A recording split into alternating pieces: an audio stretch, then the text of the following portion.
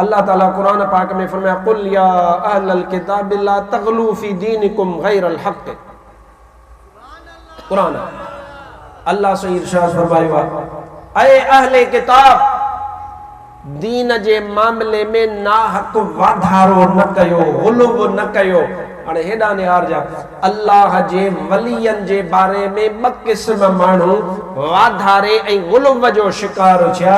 हिकिड़ा उहे जिन चयो त अल्लाह जे वलियन जे दरगाहुनि ते न वञो, अल्लाह जे वलियन वटि वञी करे दुआ न घुरो, अल्लाह जे वलियन जी ज़ियारत करणु मनो आहे। इहे बि माण्हू हद ट्रिपी विया ऐं क़ुर्आन पाक जी इन आयत जी मुखालफ़त कयऊं। ऐं उहे बि माण्हू हद ट्रिपी विया जिन जो अहले सुन्नत सां को ताल्लुक़ नाहे, जेके वञी करे दरगाहुनि जो क़बरुनि जो तवाफ़ कनि या क़बर खे सजदो कनि।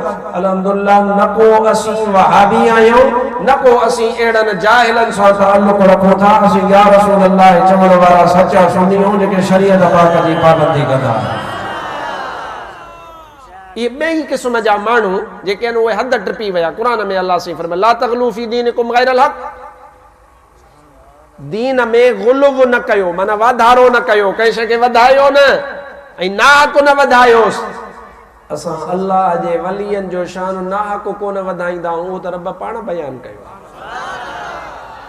नाहक त उहा शइ आहे जेका इंसान पंहिंजे हथूं ठाहे, ज़ोरी बणाए ऐं पाण पियो हथ जूं ॻाल्हियूं ठाहींदो वरिते न।